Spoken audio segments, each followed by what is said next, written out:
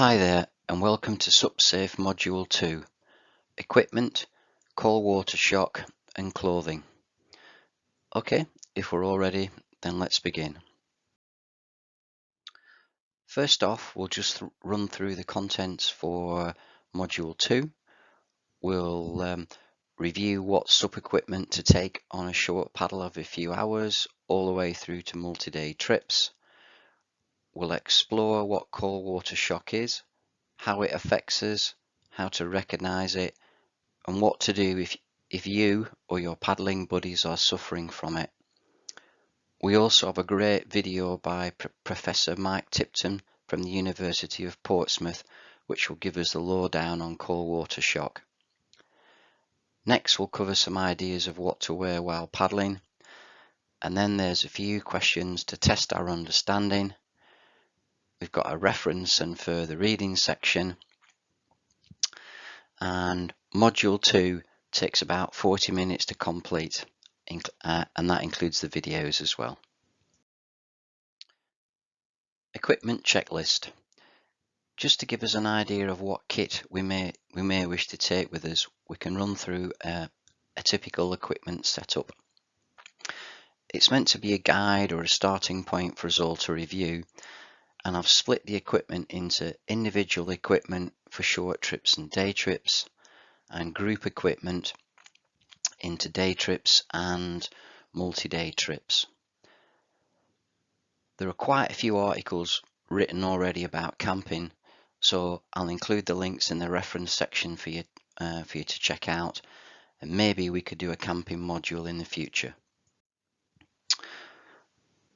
Okay, let's kick off with the individual kit. First off, let's talk about two bits of kit that could save our life. A buoyancy aid or PFD, great for assistance with the unexpected, like cold water shock, and we can cover cold water shock in more detail later. And the second is a leash. This is our lifeline to the board, and without a leash we can easily lose our board even in light winds. And remember, it's a long way to swim without your board. Okay, let's review the rest of the slide. So individual equipment for short trips. So yeah, we definitely need a board and a paddle. Got a mobile phone, got a waterproof case for my phone. I always attach a whistle to my lanyard. And the other thing is, please test your case at home. Put some tissue paper in it and put it in the bath or the kitchen sink just to make sure it works. It works fine. I've got a small waterproof bag that I put my British Canoeing membership card in, my money, my car keys. I've got a fin. I've got a waterproof bag. I can chuck everything in.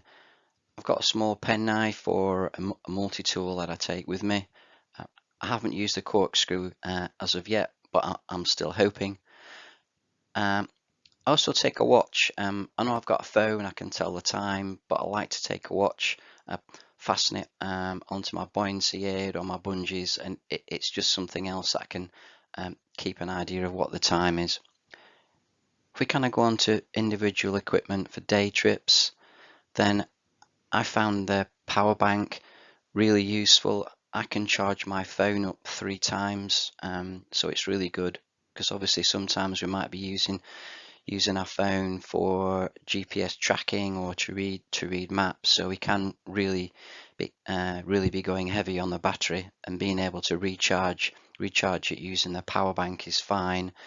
You just need to make sure you get the right size waterproof case, then you can fit the power bank and the phone all in one. A head torch, if I'm setting off early in the morning, or maybe I might be running into the evening, then I put a head torch in. I can also use the power bank to recharge my head torch as well, so it's really useful, the power bank. Small couple of meters of rope with some carabiners. I can tie things onto the bungees. I also take a survival bag, so this is about the size of an apple, and it pretty much lives in my dry bag. It's a kind of carryover from my mountaineering days, so if I'm injured or maybe have an impromptu stay overnight, then at least I've got some basic form of shelter. And finally, yeah, a first aid kit. I just carry a basic first aid kit. I've also got some insect repellent, an afterbite cream, got some suntan lotion in there, and at the moment I've got some hand gel, a face mask, and some gloves in there. And to be honest, again, this lives in the bottom of my waterproof bag, so pretty much every time I go out, I take this with me. It's only pretty small, so it's not inconvenient. If we move on to group shared equipment for day trips, so again, take a 4-person shelter. These are great. So if it's raining, we can get some shelter during lunch, or if we have an impromptu overnight stay, then at least we can make some kind of a basic tent or some basic shelter. Take a spare paddle, a repair kit. Maybe not that interested in actually doing a repair, but certainly the valve key is definitely worth taking. I've had a few trips where we've gone to pump our board up and the valve's been leaking, so just a quick nip up and it's sorted that out. A spare leash for us all, some spare rope. Again, we've talked about the first aid kit. Again, I might put a few extra items in there if it's a large group. If we're on a trip, I'm going to need some kind of map or guide that I'm using, and I'll probably take my compass along as well. Okay, the shared equipment for multi-day trips. Well, definitely be taking along a pump, and put the pump in a waterproof bag so we don't get any water or sand in the pump, and that's going to stop us blowing water or sand into someone's board. Spare fin. Just need to make sure we've got the right sort of fin. Some are slide in, some are US box. So again, we just need to make sure we've got an assortment of each. And again, I'll probably take some of the US spin box bolts. This is a throw bag, so it's got 15 to 20 meters of rope in. Again, it's good for towing people, maybe rescuing a swimmer, maybe helping me to set up a temporary shelter up. Okay, just one or two things to remain on this slide is, yeah, the other thing we need to do is just check our kit. Is it in good condition? So things, especially like the bungees on the board or the leash, is our waterproof case okay? And the other thing is, when was the last time that we checked it? Because we probably need to do it quite regularly.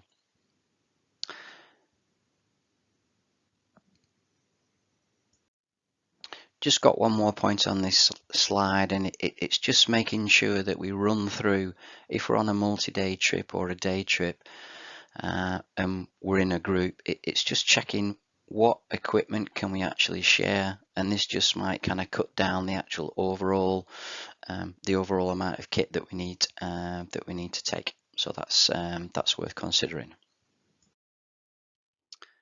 Things to make our life easier.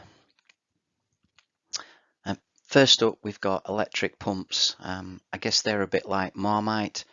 Some folk use the pump up as a warm-up. Others find it exhausting, so they use an electric pump. Just be careful, they can be noisy, so if we're actually use them in residential areas, we just need to be careful. And also the 12-volt plug where we plug it into our vehicle, if we get a bad connection there, that can lead to overheating and a melted car dashboard. Kayak trolleys, yeah, they're brilliant. We can easily carry 2 boards over long distances, and then they come apart and we can easily store them under the bungees on your board. And finally, carry straps are brilliant, great for carrying your board over medium distances. I use them a lot, and they really do take the sting out of carrying your board.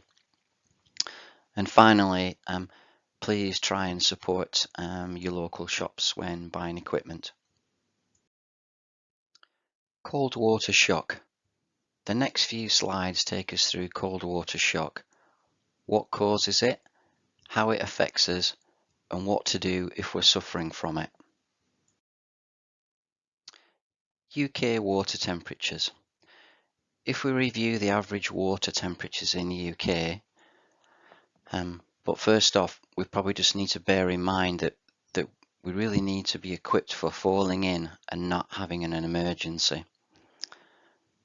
So if we look at this is the average sea temperature in Redcar on the coast, quite close to where I live. So at the moment it's kind of somewhere around 6 degrees, almost gets to 15 degrees at the back end of summer in August. And this is the water temperatures for Windermere. So again, almost 5 degrees at the moment, almost pushes 16 in the summer.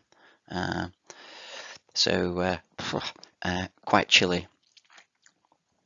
So cold water shock, we'll go into the details in a minute, but they really do start, cold water shock can really start affecting us in water below 15 degrees C. And it's really underestimated, and it can actually be a major precursor for drowning. So if we kind of say cold water shock can take effect at 15, and then if we look at the average UK and Ireland sea temperatures, they're just 12, and rivers like the Thames can even be colder than that, even in summer. And the other thing we need to bear in mind is once we've been in the water and we manage to get out, if it's windy, then we also need to take into account the wind chill factor. So this is where an additional windproof jacket in our dry bag would really come into its own. Cold water shock. We're just going to spend some time looking at cold water shock, as it's a real hazard for paddleboarders. I'm going to pass you over to Professor Mike Tipton and the Royal Life-Saving Society to explain. Please pause this video and follow the link in the YouTube video description, then return and restart this video. Okay, welcome back. That was quite a sobering and concerning video to watch. Okay, so as paddleboarders, what can we do to be prepared for cold water shock? Okay, well, number one, we can wear a dry suit or a wetsuit, a PFD, and a leash. You know, this equipment can really save our life. Number two, as Mike said, we need to ignore the initial temptation to fight and get back on your board straight away. This can result in swallowing water and potentially drowning. So we need to roll onto our back and float or paddle to stay at the surface with our mouth away from the water. This will give us time to get our breathing back under control, and this should only take a couple of minutes. Once our breathing is back under control, don't waste any time, get back on the board and paddle for the shore, calling for help as we paddle. Finally, once at the shore and out of the water, re-warm yourself as soon as you can to avoid hypothermia.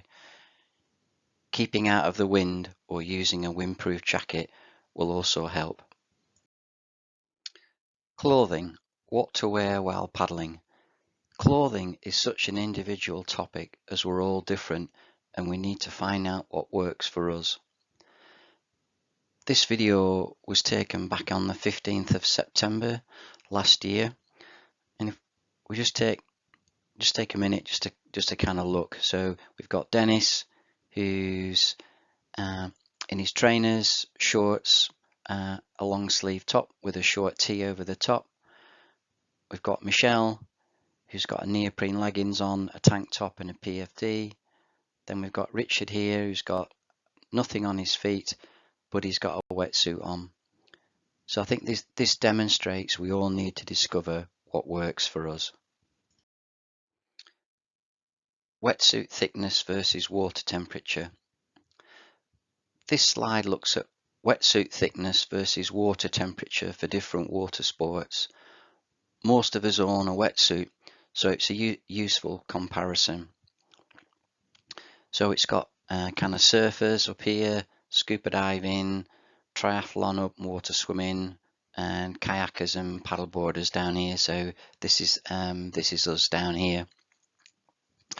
And I guess the thing we can just kind of compare. So at 4 degrees, the surfers are 654 wetsuit. We've got a 543. Maybe when it's 14, the surfers have got a 4.3, we've got a 3.2 wetsuit. So I thought it was a good slide just to include as a comparison. Okay, we'll talk through some high-level points and we'll run through a general list of what to wear. Clothing can be expensive, so I try and use things I already have. For example, I use my running and walking base layers, hats and fleeces. Or I try and layer clothes to create more warmth. So I might use a summer neoprene top or neoprene bottoms underneath a summer wetsuit to bolster the warmth. Or I use a waterproof jacket and trousers over a summer wetsuit, and that can keep the wind chill off and again create some extra warmth. It's probably not a good idea to test some new clothing out on a super long route. It's probably better to just test it out closer to home and make sure everything works. Okay, so first up, we're going to run through some clothing options for winter. So kind of starting with a kind of thermal rash or base layer, or you can get some thermal onesies. Waterproof socks work well, or 3mm wet sock boots. So that would be my kind of typical base layer.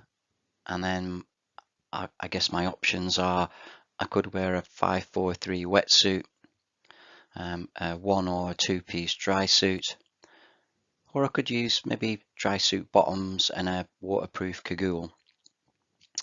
On my feet, 6mm wet boots, and again buoyancy aid as well. I know we've covered this in equipment, but it's also a useful piece of clothing, lots of pockets to stash things, and it does actually keep you warm. Just moving on to the next bits, selection of hats. I find buffs are really useful. You can use them as a hat, a balaclava, a neck warmer. You can use them to keep the sun off the back of your neck in summer. They're really versatile. I love them. Hats, balaclava. I wear specs, so I always have a lanyard so I don't lose them.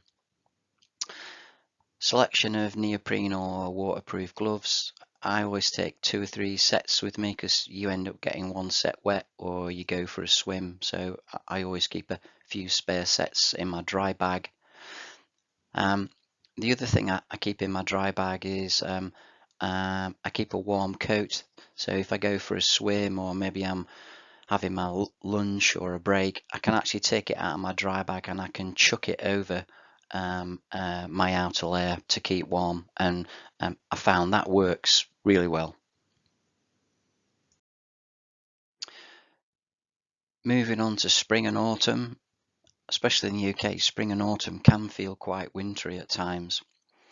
So I tend to go for the kind of same setup. So some kind of thermal or rash base layer, 4-3 wetsuit, or 1 or 2 piece dry suit, or again the dry pants and the cagoule. And again, I'd match that with 6mm wet boots and yeah, buoyancy aid, hats, gloves, specs and the coat in my dry prag very similar to winter.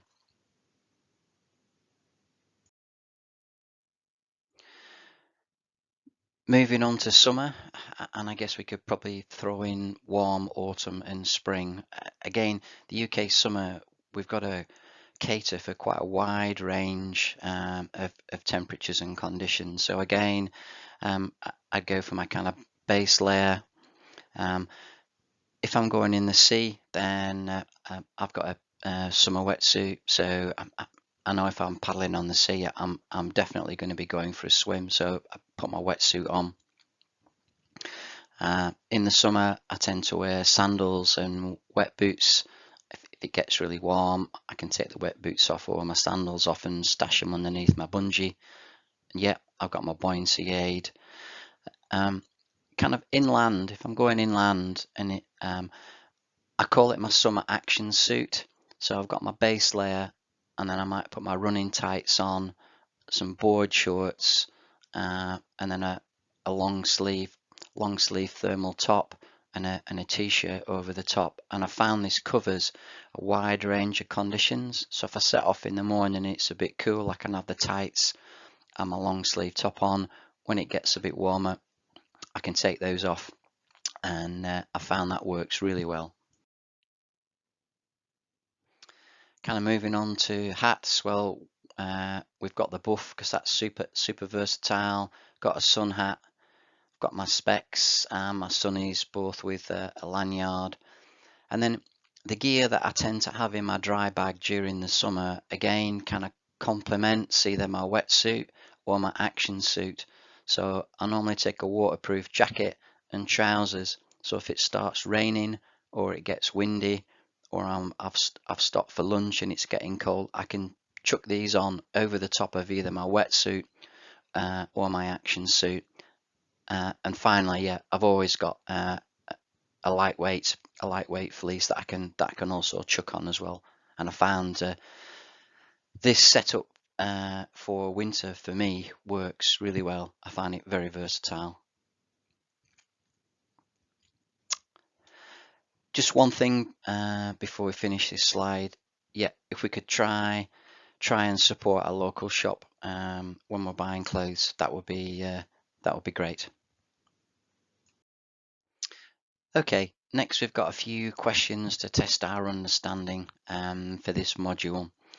So question 1, what is the most important item of SUP equipment to check regularly?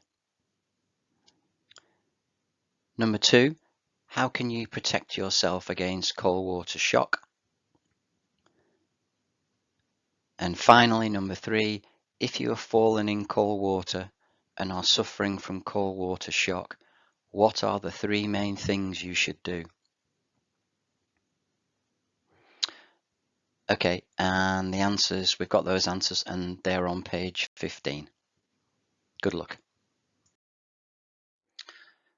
Okay, in the further reading section, so the further reading section is actually in the YouTube description section. So I'll put the following links in there.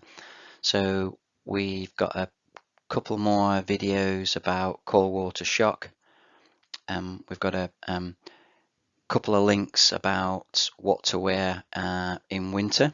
We got a couple of that. Well, so we got three of those, and then finally we've got the SUP Border series about camping. It's pretty good. It's about camping with your family. That's definitely worth taking a look at. I hope you enjoy those links. Okay, we've got the answers to the questions. So question 1 was, what is the most important item of SUP equipment to check regularly? Okay, that's a leash. We need to make sure it's in tip-top condition. Number 2, how can we protect ourselves against cold water shock? Well, we could wear a wetsuit or a dry suit, wear a buoyancy aid, and wear our leash. And the last question, number 3, if you've fallen in cold water and are suffering from cold water shock, what are the 3 main things you should do? Well, number one is stay calm and float on your back until your breathing is under control. Number two, get back on your board and paddle to the shore, shouting for help. Number three, once ashore, rewarm yourself to avoid hypothermia. Hope you managed to get all of those. Great news, you've completed SUP Safe Module 2. Even Smudge the cat is impressed.